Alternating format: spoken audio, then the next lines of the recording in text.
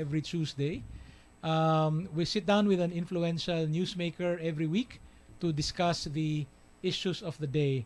And we have a very special guest tonight, our very first member of the Duterte cabinet.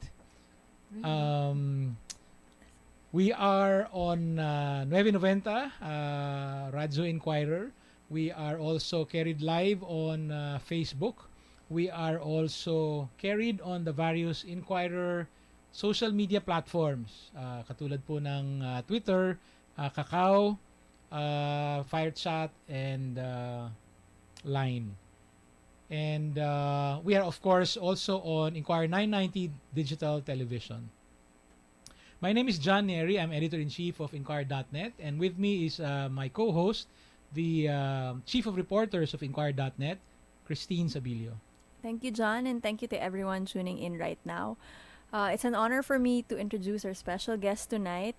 And we'll go straight to the point. Here are the 3 things we'd like you to know about our special guest. So, number 1, she got her MA in Public Administration from Carleton University in Ontario, Canada, and her PhD in Philippine Studies in UP Diliman. The second one, her staff attests to the fact that she's a speed reader. The third is that during the martial law, she was detained twice. The first time she escaped, and it was in year 1974, and the second time she was released. This was after the EDSA People Power. Ladies and gentlemen, Secretary Judy Taguiwalo. Hi, good evening, everyone. I would like to add one important information about me. I have a social work degree from the University of the Philippines. Okay, yes, ma'am. Thank you. And of course, because that's very important, because we forgot to say that she is the Secretary of Social Welfare and Development, no? DSWD. Dati, siguro mga 12 years ago, this was you could consider a secondary line department, no? Very small budget. Now it's a One of the top 6. one of the top, yes, multi-billion peso budget agency with a lot of impact on what we do. Ma'am, alam ko hindi kayo masyadong sanay sa Secretary Judy. So maybe we can call you Professor Judy paminsan-minsan. Pwede rin Judy lang. Pwede Judy din. Or Juday, kung Juday. Ma'am, maybe we can start. Kamusta na po yung budget ng DSWD? Nakapasa na kami sa plenary ng House of Representatives. So we've gone through a 2 committee on appropriations hearing, and then we had the plenary last week. In the Senate, we already had some discussions with Senator Legarda and Senator Villar. So it has been tough initially because I'm new to the whole process, and I think the members of the House of Representatives also found me new. So, but I think That's a diplomatic way of saying they were stuck in their old ways. well, there's a certain process within HOR that has been there for years, which I was just discovering. Okay. So new kid in the block.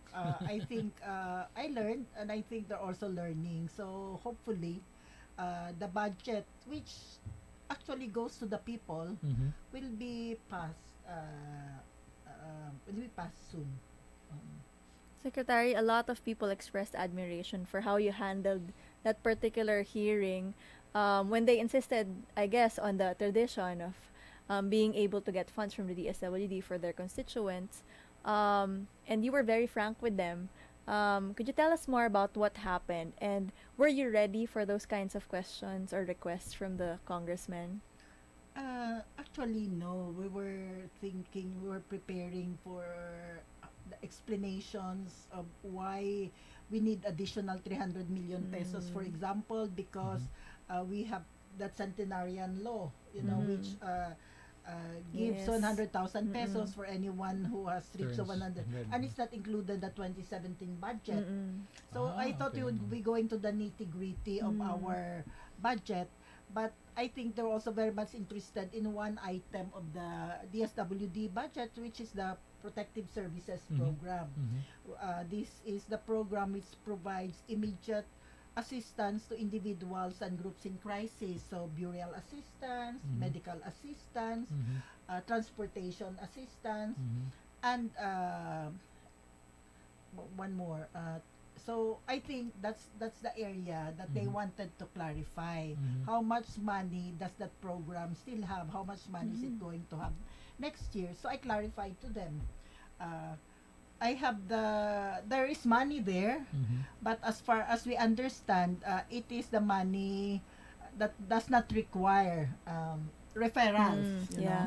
So they thought I would not be accepting referrals Mhm. anymore. Mhm. So I said no, they can submit referrals, but the referrals have to be consistent with the guidelines of the department. Parang nakalagay yata sa Memorandum Circular number 9 the referrals are not integral. Yeah, but I was Mhm. just quoting a Mhm. memorandum circular of the Commission on Audit, which Mm. clarified. So Mhm. that was not even original. Okay, so Okay. Yeah. ano lang. So that It was was an an old original from me. memorandum So as it's a February 2016 memorandum from the Mm. Commission on Audit. Okay. So I clarified to them that that does not mean you cannot. What I'm saying is people can come to the department Mhm. even without Without. referrals from Mhm. anyone. Mhm. And if they fulfill the requirements for assistance, indigency, you know, medical, etc., they will be provided assistance. And I think we agreed on that. You know, I think we agreed on that services should be given to the poor, Mhm. regardless of who they are and what kind of referrals they have or do not have. So yung present state ng budget ngayon, sinabi niyo po na approved na dun sa Plenary. plenary. Halimbawa, yung 300 million para sa centenarian law na nasama ba? Ano bang Ay, hindi pa. Sa Senate pa. Kasi wala nga siya sa Mm. original eh. So it was Okay. not submitted to the House kasi No. nung na-approve siya. Wala pa. Naabutan Pero siya. na-approve na yung bigas para sa 4Ps. 4Ps. So that Mhm. was the promise of the president during Mhm. the election, which he Mhm. reiterated during the SONA. So may bigas na ho para sa 2017. Tapos yung panukala ng was it Senator Drilon na cash. Oo, Ano bang mangyari i-top dun? up. I'm open to it, but Mhm. I'm also listening to other Mhm. proposals. So other members of the Senate as well as now saying, no, a rice should be given. Mhm. So we're looking at a mix, Mix. Depende mode, kung a Oh. mixed mode. You know, Oh. I don't think we will be able to supply the amount of rice for the whole 4.4 million. So it can be a mix mode of top up for cash and then rice distribution. Pa- And we will be dealing with the Department of Agriculture. They're trying to come up with a system so that we can connect with farmers cooperatives. Okay. You know? To benefit So that- the local yeah. communities. So it's still being discussed right now. Ma'am. A team of the DSWD, Mhm. a DA, NFA. Ma'am, before we move on to other topics, can you give some more background yung doon sa kasi napag-usapan lahat 'to nung nangyari yung I think sa September or late August nagkaroon kayo ng magandang diskusyon sa House no with your new best friend, the majority leader. Ano ba background dito? Was this the way the department was used before or this was the way the department was treated by congressmen before? Ano or was this entirely new? Ano ba nangyari? Hindi, in terms of the DSWD budget, it has always gone through rough sailing in the House of Representatives kasi maraming critique doon sa 4Ps eh. Mhm. Okay? Mhm. From the opposition. Yes. Okay? Yes. So, ang sa akin naman, ito wala naman, I didn't touch the 4Ps. Wala naman akong pinasok na bago. Mhm. So, essentially, supposedly walang controversial. Mhm. So, I didn't expect any controversy except nga nagpalabas ako ng Memorandum Circular 9 Mhm. na ako naman I was just hoping to safeguard the social workers of the department Mhm. no who needed some kind of clarification on how to deal with referrals. Mhm. Okay, so that was one reason. So and then most of the guidelines there came from existing laws. So a Supreme Court decision, Mhm. the MOA of COA, Mhm. no, the Memorandum Circular of COA. Pero yun na nga, the miscommunication was the misconception was that the department was not going to accept referrals anymore. One, to the memorandum also identified only field offices and offices of the department as payout centers. And they said that's going to make the payout really, really slow. And actually, it's true. It's true. If we confine the payout in the urban centers, the constituents or the clients coming from the far-flung areas would have difficulty. Yes. So we also came out with additional clarification in as a reply to the valid points of the congressman that we will be putting out payout centers in areas in the municipalities and cities, but we will be sending our social workers there. So, I remember na kasi there was this, I'm writing a story on the Peace Talks actually, and it involved the Lumad community where the residents would have to ride the motorcycle for hours going down to the town center. And that was their problem, that I think 300 pesos one way. So, and how much will they be getting from the 4-piece? So now, would there be DSWD personnel going to the villages or at least halfway para lang mas madali for them? Well, the 4-piece is a different system, okay? The 4-piece have adopted essentially cash cards as a means of payment. Yes. And the payment is every 2 months to reduce the expenses for the That's poor right. coming in. Okay. So I think it works that way, but we also see the difficulty, especially for communities in the mountains. I think we have to look into that and how to make it easier for them, especially ganun nga yung instruction ni Yeah. President Duterte, you know. Cut the red tape, maagap na serbisyo. Yeah. Ma'am, we'll spend a few minutes talking about President Duterte and serving on his cabinet. Pero meron tayong question from can you read that from Earl Besiawan? What's the first Beswayan. one? What will be the improvements of 4-piece with today's new administration? And you said a while ago you were talking, you were in the process of reviewing it. And have there been new proposals that you would like to implement immediately? So anong bago sa 4-piece? Ang bago sa 4-piece, hindi madagdagan nga ng bigas Ng bigas. next year, okay? Ang bago pa, we would like to validate the report that may mga transitioning families na. Meaning families who have breached the poverty threshold and whom can be considered now as non-poor, but still near poor.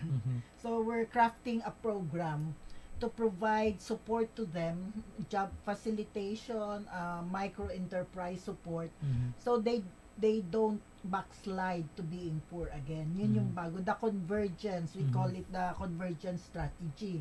And it will involve our department, TESDA, DA, ADOLE, other government agencies into anti-poverty efforts. No? So itong convergence, bago to? Bago yan for us because of this transition families. Okay. It's bago in a sense na we would like to focus on that, and two, we would like to do it as a form of community organizing, not as individual assistance, which is what 4-piece now. So maybe group work or organizations. So yun ang gusto namin. And because why do we want that? We want it at the end of the day, when they have transitioned or have improved their lives, they can say, oh, we did it. We did it ourselves with the help of the government, with the 4-piece. So it's really community empowerment. Right now, for the 4-piece, it's really thank you DSWD for the 1,300, thank you DSWD for the 1,500, which is not bad. I'm not saying that is bad, but I think most of our people would like to see our poor standing on their own feet, Yes. not just accepting financial assistance. And I think even the 4P beneficiaries that we talked with, they have said they want jobs. No, they want jobs rather than right now just depending on government, and that's the direction we want to take.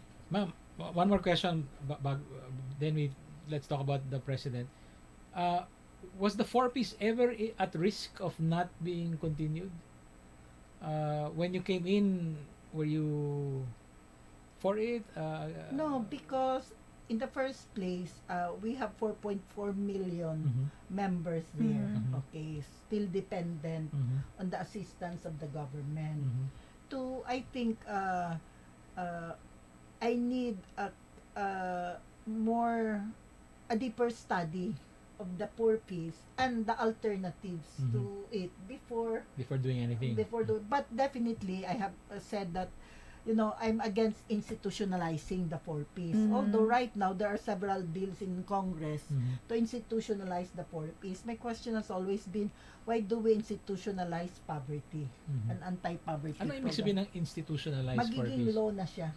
Mhm. Meaning, it will continue. Instead of being a government, a department program, Program. it will be mandated by law. Yes. I see.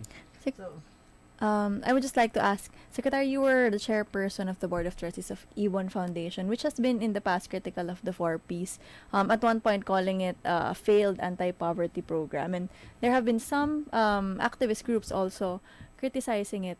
Now that you're the Secretary of DSWD, how do you see it now that you've seen, I guess, Yeah. the other part of Ibon is the correct. agency? It's not an anti-poverty Mm. program. This is not the solution to Mm. poverty. Mhm. It's a stopgap program.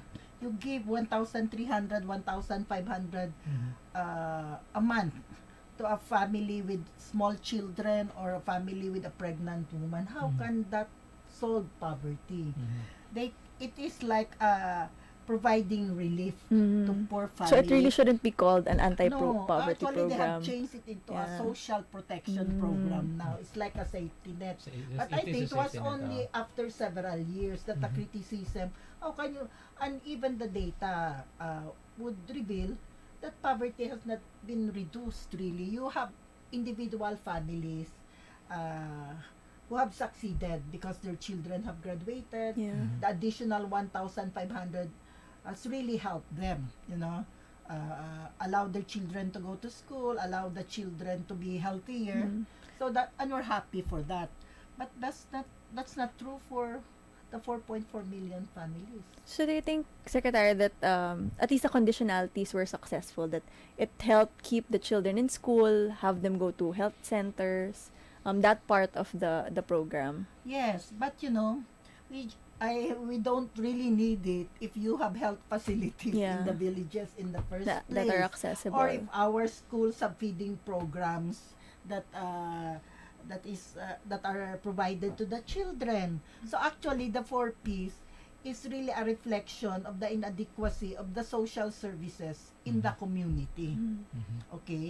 It's the same with the medical assistance that we're giving now. If Mhm. you're sick, you line up, Mhm. you can get a minimum 5,000 or Mhm. you get a guarantee letter. But what is so sad about it, these are sick people Mhm. and they have to line up to get assistance from us, which is inadequate in the first place. Mm. Then they line up at the PCSO, Mhm. then they line up at the hospital, Mhm. and it's chemotherapy or dialysis. So I said, why don't we concentrate all this money, Mhm. put it in the hospital? If you need dialysis, if you need chemotherapy, you don't have to go to DSWD or Mhm. PCSO. You go to the hospitals and the Mhm. Department of Health will help you. So I think the social protection programs now, or the other programs, is really a reflection of the failed social services. Um, Now, the other programs that we have are important also in terms of providing support to marginalized and vulnerable sectors. So we Mhm. have centers for abused Mhm. children, Mhm. okay, for abandoned babies, Mhm. for the elderly. These centers have been there, Mhm. and it provides that kind of service to individuals in crisis. And these are individuals without families, really. So, and I think the community has to help us. It's not only for peace that Yes. Yes. we are providing. Yes. Mhm. We have other programs Yeah. that also need May support from the disaster community. relief. Mm. Disaster relief. Mhm. We also have the disaster relief program is with other also organizations. Ma'am, how many people are in the department? Well, almost 30,000. Wow. Now, But how many are In the local. in the there. plantilla? And 3,000. So, So the 10%. rest, Wow. And the rest are what? 6-month contractual? Job orders. job orders. So you have Yeah. MOA 1 year. 1 year job orders would be And the 3 local. months. Yeah. No, not just local, central Even in the office central also. office. Mhm. Some of they call it MOA. It's Mhm. really job order or Mhm. contractual. Mhm. So, well, the other contractuals are project based, like Okay. they're in Yes. 4Ps, so Mhm. they are the city links or the municipal links. Yeah. But we also have MOAs in the centers who have been there for like 15 years, Wow. 20 years. Tapos, ganun And pa. Which they is have- the same tale for other agencies I as know, well. I know. So it's about Yeah, half a million according to Civil Service Wow. Commissioner Alice Bala. Mhm. So I think half a million for the whole Itong bureaucracy. endo ni Presidente, that will affect The, this 500,000? the endo is for the private sector, Mm. you know. Uh-huh. For the government, well, the government, that's also endo. How are we going to do that? In my agency, we have looked at the plantilla Mhm. and some of the items are unfilled. So Mm. I have made sure that these items are filled as soon as possible by Mhm. qualified personnel, Mhm. especially those who have been in the department for a long while. Other steps that we have taken, we have set up a review class for those who would like to take the civil service exam. Oh. So that they're prepared to do that, and we're being helped by the union, the University of the Philippines. So their instructors are from the Department of English, from the Department of Math. So that's also one. Third, we have formed a technical working group composed of union members and the department to come up with specific suggestions on how to address the problems of our MOA. Ma'am, every now and then we'll stop and say hi to the ones to the Japan, Australia, and We'll say hi Bacolod. to viewers in Japan, Australia, and the Republic of Bacolod. Yes, I'm from Bacolod. So, Yeah. kumusta da tanan, mga kasimanwa. And friends from Japan and Australia also. Ma'am, did you ever imagine yourself that you would end up as a cabinet secretary? No, no. So how did you How, wha- how how, did, how did you end up as DSWD secretary? so, well, the president suddenly announced that he's willing to take in Mhm. Progressive. members from the left to Mhm. his cabinet, and he mentions four of them: Mhm. labor, Yeah. environment, DAR, Da- and social work, Okay. social welfare. Mhm. So, well, the National Democratic Front said we cannot accept Mhm. the position. We thank you for offering it to us, but you cannot accept the position because we are underground and we haven't come up with an agreement yet. But we Mhm. can nominate Mhm. persons of integrity, competence, and patriotism. Mhm. So I was nominated. Mhm. I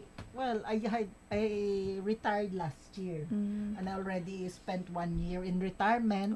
So when I was asked if I was willing to be nominated Mhm. and to accept the appointment if appointed, I said why not? It's another form of public service. Yes. Ma'am, did the president did the president call you? No, he invited us to go to Davao. Yeah. Mhm. So we thought we would be together with Kapaeng. So Mhm. the other Mhm. from the DAR. So we saw Mhm. each other there. It was May 31. So we thought he would interview us, Mhm. and then decide. And then he suddenly announced that we're members of his Yeah. cabinet already. In a press conference. Yeah. So it's done. So okay. So, Have you made up your mind at the time? I mean, of course, you said yes already. That's why you went to Davao. Yeah. I think you have to accept the nomination. Mhm. Mm. Ma'am, itong style ni Presidente, is that usual? Is that the way he does things? Very very quick decision making? I don't know. I know him only for the past 3 months. So is it his usual style? Uh-huh. Well, I don't know. So, but what I really like about when we had the first meeting Mhm. Mhm. and he appointed us was his statement that he wanted a simple cabinet, simple lifestyle. no first class Tickets. travel, Accommodations. Yeah. no SUVs, no Mhm. junkets. Mhm. So I like that. And then also he kept on no to corruption. Mhm. So I fully agree with him on that. And it's really serving the people and the country. So in terms of the framework of service Mhm. to the people, and then we are Mhm. one. And What, what so what are cabinet meetings like? cabinet meetings are we have an agenda. Mhm. So the previous minutes of the meeting, the minutes of the previous meeting is approved. Mhm. Mhm. Actually, it's sent to us in advance if we have comments. So it's your usual meeting. Yes. And then the agenda is sent ahead of time. If you want an item added to the agenda, then you write. Mhm. So usually it will be clarification on what is happening. Mhm. So Is he very active during the meetings? He lets Yeah, people yeah. interject and ask questions, details. He presides.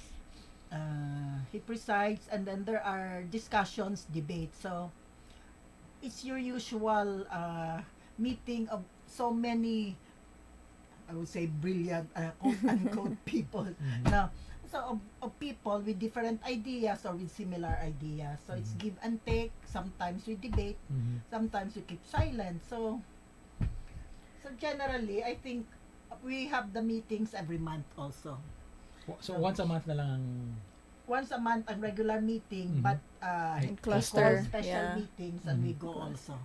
Secretary, you mentioned a while ago the different issues that you wanted addressed as well, like the need for more hospitals, health centers, and the issue with the plantilla positions and a lot of job order concerns in the bureaucracy. Have you raised this with the president? We And have what is his discussed it. vision for I that? think in terms of poverty alleviation, it is clear that the 4Ps is not the answer, or the DSWD is the key agency to Mhm. address poverty alleviation. Mhm. So reducing poverty is a task of the whole cabinet, Mhm. and actually a major objective of the president. Mhm. So all the agencies are involved in addressing this. So job creation is very Mhm. important. Mhm. So we have talked a lot about that, and not just jobs but decent jobs. Mhm. That's why I think Endo, he wants to end Endo. He also wants local job creation, so we don't have the repeat of OFWs being Mhm. stranded abroad. So Yes. we also have that kind of discussion. And the Department of Agriculture is there and also interested in job creation and food security. So we talk a lot about economic issues. Mhm. Okay.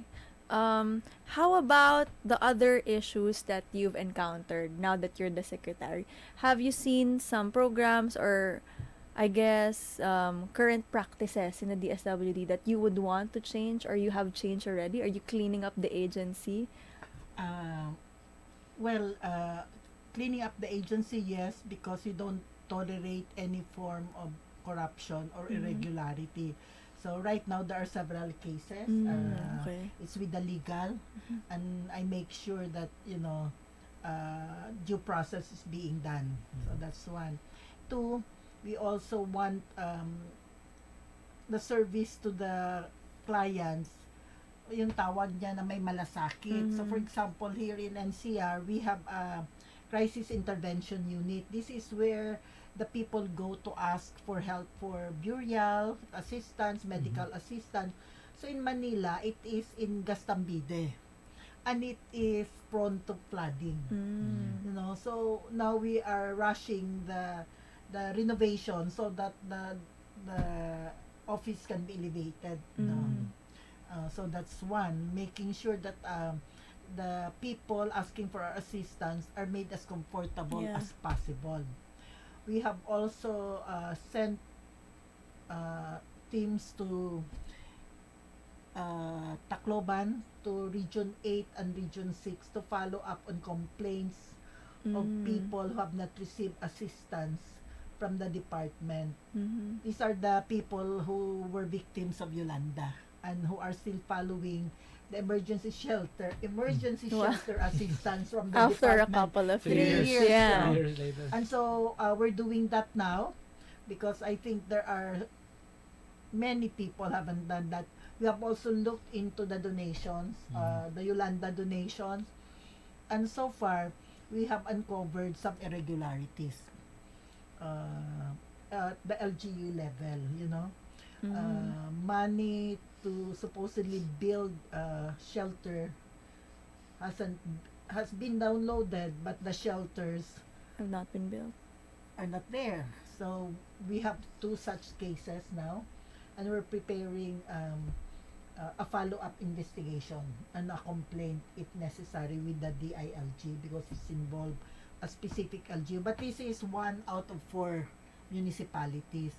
Those we have interviewed that have accessed the emergency shelter assistance have generally been happy with the assistance given to them. So you have those who have received the assistance and you have those who haven't. So we're addressing that. We have also looked at the relocation site. So we're worried about the stability of the houses there. So we have asked our engineers to look into the safety of those houses that are being used to relocate Yolanda victims in Tacloban. So those are one areas. The other one would be the Lumads, and then the Lumads who have. Sorry. Ma'am, we'll just take a short A short break. Okay. Thank you for watching INQ&A with Secretary Judy Taguiwalo. We will be back after this, after a few minutes of commercial break. Thank you. Natayo ako. Sige po. Okay, rolling na tayo. One, tanong. Tatanungin ko si Manong at Manap. Friends, Office mates. Si Obama. at ang barangay tanod. Tatanungin ko ang mga taong dapat tanungin para sa mga bagay na dapat ipaliwanag. Para sa bansang kailangan magtanong. Para sa kinabukasan ng ating bayan.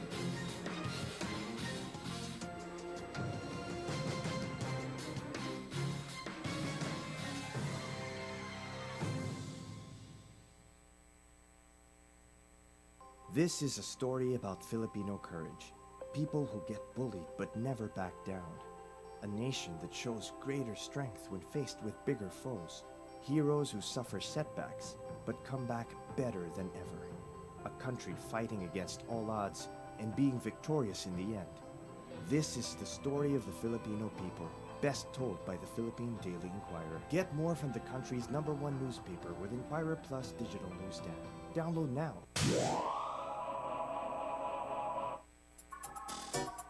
Okay na. Good evening and welcome back to INQ&A. Tonight, like I said, we have a very special guest. After guesting 8 senators and 3 peace negotiators, we are guesting our very first cabinet secretary. She's not the first one invited, and definitely she will not be the last one from the cabinet to join us. In fact, next week we will have another cabinet secretary here with us. But tonight we are with DSWD Secretary, excuse me, Ma'am Judy or Professor Judy. Hello again, magandang gabi ulit. Ma'am, parang sa usapi, for many people, ang tingin nila sa DSWD, either for peace or yung disaster relief. Pero parang ang dahil nyo pang ginagawa, di ba? Oo naman. Ang Department of Social Welfare and Development kasi ang focus niya yung mga marginalized, vulnerable at mahihirap, no? So, ang saklaw namin, hindi lang yung mahihirap, nandoon din yung mga inabuso, nandoon din yung traffic. Actually, involved din kami sa pag-provide ng sanctuary sa traffic women and children. Meron din kaming program para sa mga badyaws at mga IPs, no? Meron din kaming programa para sa street children. So, ang 4Ps kasi, ito yung pinakamalaking programa. Ito yung pinakamaraming beneficiaries. Ito rin yung pinakamalaking budget. Yes. Pero remember, yung budget na yan, may malaking bahagi dyan na utang natin. We're talking of 800 million US dollars na utang natin. na which will be paying for the next 25 Yeah. years. So isang aspect yan na that's why I think Senator Cynthia Villar Mhm. who walked us through our budget yesterday at the Mhm. Senate. I'm thankful for that Mhm. kasi detalyado siya eh. Mm. Kuwan siya, financial manager siya Mm. talaga. Mhm. Uh, actually said that we have to craft a program that is really effective in addressing poverty, and for peace is not the answer. Mm. But is the department the lead agency for anti-poverty? Sinasabi nyo, It's hindi, the di whole ba? cabinet. Yeah. Hindi na, it's the whole cabinet. Yun na Mm. nga yung, I think, yung one misconception. Mhm. Because how can for peace be an anti-poverty program Mhm. when it is not question of asset reforms? Wala Mm. namang lupang pinamimigay dyan, no? Mhm. Wala ding job facilitation dyan. It's not Mhm. for peace. May iba kaming programa Mhm. na tumutulong sa pag-train sa mga tao na magtrabaho, magkaroon ng skills, magkaroon ng starter kit. Pero yun, minimal pa yan. And DOLE and TESDA and other government agencies have similar programs. Mhm. But at the end of the day, it's not enough for us to have this kind of programs. It will be the question of what kind of economic direction Mhm. are you going to pursue. So poverty in the rural areas is pervasive, Mhm. and mainly it is because the farmers don't have land, you know. Ma'am, but sorry, will that work? Parang if the entire cabinet is working on the anti-poverty initiative, wala kang lead agency? No, Or? it's NEDA. So It will NEDA be is It's the economic, really, the- yeah, it's economic really cluster. the economic manager. Yeah, Mm. that's right. Mhm. So it will be finance, Mhm. Yeah. NEDA, Mhm. DBM. Budget. Mhm. and then we have the different Mm. sectors working together. So that's the convergence. We have the Department of Agriculture, DNR, Mhm. DAR, DOLE, Social Welfare, DAR. So I think that's the kind of convergence we want, and we're going to develop a Philippine development plan. We don't have one yet. Yeah. Mhm. Okay, so we have to formulate one, and I hope that we take into consideration the fact that social services, accessible social services in terms of health, education, and housing would be given priority. Ma'am, nabanggit nyo kanina yung mga lumad at yung mga ginagawa niyo. We have a Mm. question also from Earl Yawan sa Biswan. Facebook. Kamusta po ang mga lumad sa ngayon? Have they finally reclaimed their lands? What are your measures to prevent such harassment to The the lumad? IPs, yeah. Mixed, So when, actually in Davao, when President Duterte announced the members of his cabinet last May 31, and I was still in Davao, June 1, I went to the Lumad evacuation center in Haran. So that was my first business after the announcement. So they are still there, the Haran compound in Davao City, because they could not go back to their lands yet. But those who have evacuated in Surigao, in Tandag, the Tandag evacuees have gone back to their homes already, and they have started to rebuild, and we are assisting them in terms of food packs initially, also assisting them in rebuilding their homes. So that is part of our mandate. For Davao, the Tandag, it has to be a question of their security and safety, because the paramilitary groups are still there.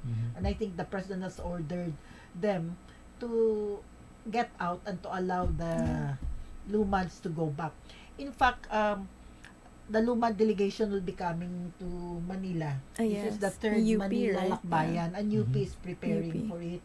So again, it's a campaign to end militarization. It's a campaign to protect their ancestral homes, and it's a campaign to support the peace process. So I hope you have the chance to visit them or to invite some of their Kailan po spokespersons. sila? They will camp out. October Punta 6, dito. narito sila. Wow. Wow. That's Yeah. Malapit Thursday, na. oo. Oo. Yeah. Kasi nga, 100 days na kami sa October 8 eh. that's right. So part na yun siguro Does it ng- feel like only 100 days o mukhang ang dami ngang nangyayari, So, ang Yes. dami talagang nangyayari. parati namin tinatanong to sa lahat ng mga bisita namin. We focus a lot on for good reason on issues like extrajudicial killings, some of the president's statements. Pero meron ba kami mga hindi sa media, meron ba kami hindi nakikita, no? Yung mga sinasabi niyo nga, maraming nangyari. Ano ba mga hindi na nabibigyan ng pansin? Ang hindi nabibigyan ng pansin, I think yung mga efforts ngayon ng mga departamento na magbigay talaga ng serbisyo sa mamamayan. Like DAR opening its a gate to the farmers. Like DNR really addressing the issue of the environment versus mining. companies. Okay? Like the Department of Social Welfare assisting the lumads and victims of the drought and preventing a kidapawan event, killing the farmers from happening again. So those are the things, kasi yung sabi, may malasakit, a government na may malasakit. Two, I think it's also important, the peace process is important even for the Department of Social Welfare because we're involved in addressing communities in armed conflict situations. So we have the lumads, so I think we have to support that, and it's a peace process that involves not only the Moros but also now the CPP and PANDF, which has not been done by the previous administration. We're also talking about the assertion of sovereignty and non-interference, So it's a different ball game because you haven't heard something like that, especially the issue of sovereignty from previous governments. And I come from a very militant background, and always the question of sovereignty, the issue of rape of our women, and the impunity of U.S. soldiers who have raped our women have always been an important concern for us. So President Duterte is now standing firm and saying, we are not your vassals. We are not your little brown brother. We are a sovereign nation. So I think that's something to be proud of. That's very interesting because that's exactly what the Tiamzon said when I interviewed them about President Duterte's stand when it comes to the U.S. They said that the Filipinos should be proud of having a president like that who can stand up to the U.S. How about the president has given controversial remarks as well with the other agencies like the European Union and the United Nations. Ma'am, What can you say gumigising ba about kayo na that? parang natakot kayo, ano? Ano ba nangyari? Sino na naman ang ika-criticize? I think what I'm learning is President Duterte is his own man, okay? And he has a way of expressing himself na hindi tayo sanay sa national platform, no? Ang pagmumura, ang positioning laban sa US o sa iba pang mga sa usapin ng disente from the beginning naman sa campaign, di ba? Pero sa Davao, di ba, sabi ko sa iyo, nang pumunta ako sa Davao, nagsistay ako sa kamadrehan kasi wala pa kaming pera noon, wala pa kaming budget. So nagstay ako doon, and we talk about, and they really love him. Yes. I haven't met him yet, so I was asking them, so how is he, ganyan. Mumura yan, pero wag mo pansinin, hindi to. But he comes here, New Year, may gift certificate yan sa amin, at makita mo mga madre the next day, nandoon na sa isang maliit na mall, bumibili na sila ng kanilang mga kailangan. No? So, yun yung kanilang kuwan na matulungin, baka mahirap si President Duterte. So, yun yung una kong communication about how is mula sa mga madre na Katoliko. Okay? So, ito ngayon, no, so I was with him sa Lao, sa Vientiane. So, talagang kinulat niyang mga tao doon showing the massacre in Mindanao. Okay? But, when he received the chairmanship of the ASEAN for 2017, he acted like the president of a sovereign country that he is. Yun na yung sa concluding na kwan na day. Pero ma'am, halimbawa yung posisyon niya dun sa Marcos burial, ano?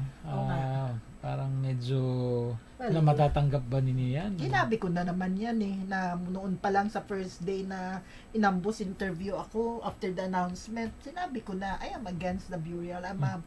I am a torture Yes. victim. I've Mhm. seen my friends. You're a So, alam niya claimant. yan. You're a claimant. Yeah. Alam niya yan, kaibigan ko marami sa bantayog ng may alam ko yun.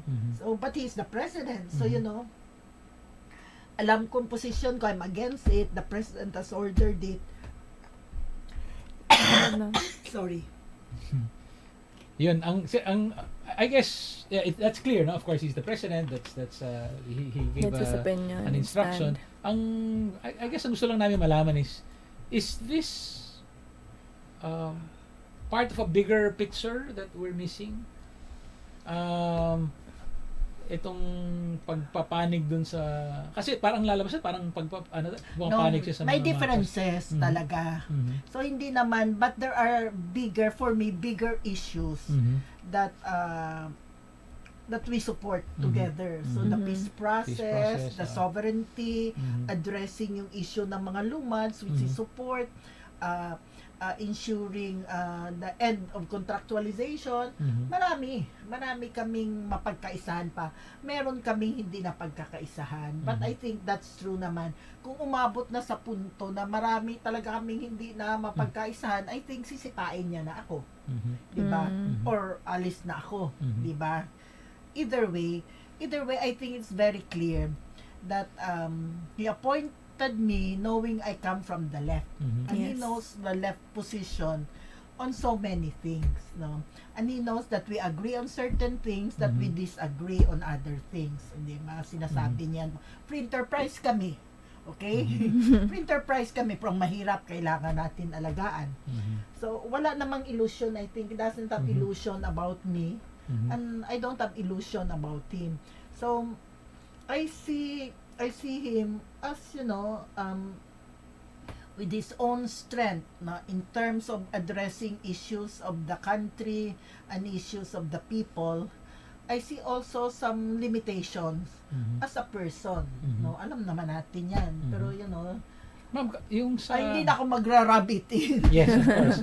Ma'am, yung as DSWD, siguro meron na kayong na mga natatanggap na mga balita or hindi lang balita, baka meron kayong yung mga biktima ng mga killings, there's a surge in killings. Oo Ano naman. ba ang basa niyo dito? Ang mga kwan naman, nagbibigay kami ng serbisyo doon sa mga bata na abandoned o kaya Mhm. na orphan. So, yun naman yun, no? So, sa ilang mga areas, ang point naman, may reports na killings, ang sinasabi naman, ang sinasabi niya, suppression, prosecution, rehabilitation. Mhm. Yun yung policy niya. Mhm. Suppression ng Drugs. drugs, Mhm. prosecution ng those who are involved, and rehabilitation, three-prong yun. Mhm. And I believe him, Mhm. di ba? Kasi I can see naman Now, for the other killings, well, may ina-admit na may mga pinatay sila dahil nga nanlaban. Mhm. Meron din namang mga pinatay na hindi malinaw. Mhm. But definitely, sa usapin ng due process, hindi ako papayag na walang due process. So kung merong pinatay na hindi dapat nangyari, dapat imbestigahan ito at magkaroon ng hustisya. At ganoon din naman ang pagtingin ko sa mga miyembro ng kabinete. Do not tolerate impunity. We do not tolerate violation ng due process. Again and again, sinasabi yan mismo ni spokesman Abelia also, paulit-ulit yan. Mhm. Secretary, how do you deal with the victims of the vigilante groups? There have been reports of, for example, children seeing how their parents are killed. Like recently, we had that heartbreaking story because the children are exposed to violence. How can the DSWD help the families of these victims? I think it's also the same way that we address mga victims of trauma, Mm. whether it's Yolanda or ito ngayon, mga accidents or yung violent na mga children victims sa armed conflict situation. So it's not new for DSWD actually, na orphan na children. So you have casework, and you know it's going to be psychosocial counseling, but also providing a safe environment for them. And we have shelters for that. So that's one picture. The other picture also is there have been victims of drug addicts who have been raped, Mhm. you know, and who have been killed. So we also have to address that also. I think definitely we all agree Na ngayon lang natin na-realize yung extent talaga ng drug addiction sa bayan natin, ha. Hindi natin alam yan eh. So when we're talking of 700,000 surrenderies, what kind of services, nagulat tayo lahat. Kaya nagkukumahog ngayon eh. Especially because we don't even have the budget for that. So are you aligning parts of your budget to meet Definitely, we have done it, but the main job now is with the Department of Health. So we have aligned, and then we have also submitted augmentation for the 2017 budget. Ano po yung augmentation? Dagdag. Oo nga, ano po para sa... For what services? Ito na nga, On DSWD. ang amin, aftercare, integration, and transformation. So, ang role namin ay pre-discharge conference, psychosocial support service, volunteer resource development management. We are accepting na volunteers, psychologists sa volunteer to help us. Yun nga yata nakalagay sa homepage ng DSWD Yeah. website may volunteer. Oo nga, may volunteer Yes. system kami na ginagawa. So, yun naman, bagong programa siya talaga. So, we're addressing that. We're also always preparing for disaster, di ba? Kasi yun din ang isa sa instruction ni President. He doesn't want a Yolanda to happen again, meaning the unpreparedness. So, handa rin tayo dyan. Secretary, going back to the issue of the contractuals, recently there was a news report about the former DSWD Secretary, Dinky Soliman, I think accusing you or saying that there were some people who were being laid off because of their loyalty or political leanings. Okay, we How have do you respond to 9,000, that? over 9,000 contractuals. Okay, yung hindi ko, inen ko yung contract ay 2. So, and I have reasons for that. The 2 contract people. allows us to do that, you know. And it's a question of loss of confidence of the secretary. And I think I have that kind of prerogative, you know. And so, it's not a wholesale. It's 2 out of Yeah, 2 2 out of 9,000. More, yeah. And in fact, I think some of the readers replied that, well, during the previous administration, they have also been doing Yeah, and I doing don't that. want It's a to prerogative. really focus on it anymore because, you know, I'm new to the job. I've only been here for 3 months, so it's a previous administration already. Nag-usap na ba kayo ni Sa Dinky? turnover naman, nag-usap naman Okay. kami. Yeah. Malinaw naman, maayos naman ang turnover namin. So ito yung particular na ito. Ayoko na kasi tapos na ngayon. Tapos na, yeah. Okay. So even sa mga hearings sa House of Representatives, I never said, you know, this is not my budget or this is, you know, the problems of the 4Ps happened before my time. So I just accept it, you know, this is what is happening in the department. I don't want to focus on the past administration. I want to focus now on, you know, what's here. Ma'am, ano ang trend in terms of the budget for DSWD under your leadership? Will it be 6 years from now a much bigger budget or a much smaller budget because you've phased out parts of maybe 4Ps and paano ba? Natali na ko dyan sa 4Ps kasi last February, they signed another contract with the World Bank for another 3 years of 4Ps. So, wala pa ako.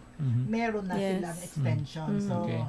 now, and that's the huge budget now. It's an obligation now of the Yeah. agency. So, February yan, 26, I come in. So, hindi mo sabi, I'm going to review it. I'm going to see if it's going to be continued or not because there's already a contract, an obligation with an international agency for you to continue with the program. So, yun pa yung isang additional. 6 years from now, possibly, I'm willing to have our budget reduced in terms of medical assistance so long as the budget of the health service goes to the hospital, so allow people free health service, free medicines. Yeah. I think ilagay na doon at kailangan nila. Anong maiwan sa amin? The centers, you know? The centers na kailangan ayusin natin and also assisting the local government unit. The original purpose of the devolution in 1994 was really to reduce, you know, central offices. So from 10,000 in 1993, the department's personnel was reduced to 2,000. That was the idea of That was the idea, resolution. Secretary, ang bilis ng oras. Yeah. Meron pa Okay. tayong game The last segment, yeah. time. Yes, so thank you everyone for keeping up with us at INQ&A with Secretary Judy Taguiwalo. We are on our last segment, which we call the good, the bad, and the maybe. So it's sort of a game where we raise 10 topics with our guest, and our guest would have to say if she thinks it's a good idea or a bad idea. She can say maybe if she's not sure or she's not familiar, but she can only use the maybe once. Oh, Yes. okay. So, and I haven't signed any contract. Yeah. Okay. There is no safety net for you. Okay. You, Wala. you can Isa lang ang- explain your answers after if you still have time. Okay, so let's start. Mhm. The number one, Duterte cutting ties with the U.S. Good. Well, good. Okay. Okay. We can explain later. Yeah, okay. Second one is PH leaning towards China and Russia. Good. Same-sex marriage in the Philippines. Good. Considering showing the supposed sex video, Senator De Lima. Bad. Bad idea. Court of Appeals dismissing the bid of former INC member Luel Menorca for protection. Bad. Proposal to reduce general education or GE subjects in UP to 7 from the original 15. Really bad. Teddy Boy Locsin's tweet about the Nazis. Maybe, sarcasm. Okay, yes. Is Teddy Boy. Yeah. Oo. Senate hearing on extrajudicial killings. Ay, sus, bad. CHR being prevented from entering Bilibid. Maybe. That's two uses of maybe, but yeah, we'll let it Okay. pass. The Ako maybe. I can't remember. DOF proposed tax reform package removing senior citizen and persons with disability VAT exemption. Well, Secretary Dominguez knows where I stand there. Bad idea. So yeah, we know. Okay, so do you want to explain? I think No, for the states, The I want to US, explain, it is not the US per se as a country, but The a government. relationship that is really one-sided, in terms of, the government and the military. So, the China and Russia, yes, but not just them. So, what I want to see is a foreign policy that is open to all, that will allow us to maximize what we can attain for our national interest by dealing with different countries of various ideological persuasions. So not just one, not US, not just China or Russia, but Philippines dealing with all countries. okay, the other maybes were Teddy Boy Locsin's tweets, but you said it might be sarcasm as well. Yeah, And no, it is. It Yeah. is, How can you praise Hitler? I don't think he knows his history. yeah. And the other one is CHR prevented from entering the Bilibid. Well, this is a CHR that has never been objective for me, So I think it has to prove that it is really objective as a Commission on Human Rights. It hasn't really stand up for the Lumans, for the other. So that's just my maybe. That's your contact. Okay. Okay. Unfortunately, we have to go. Yeah. Fine. Paalam na tayo. Okay, thank you very much to everyone who tuned in right now. We're with INQ&A with Secretary Judy Taguiwalo. To learn who our next guest would be, follow us on Twitter and on social media. @JNary_newsstand and Quesabilio INQ. All right. Thank you very much, Secretary Judy, and thank you to our various audiences for following us. This has been INQ&A. Thank you and good night. Ito ang Trans Radio Broadcasting Corporation.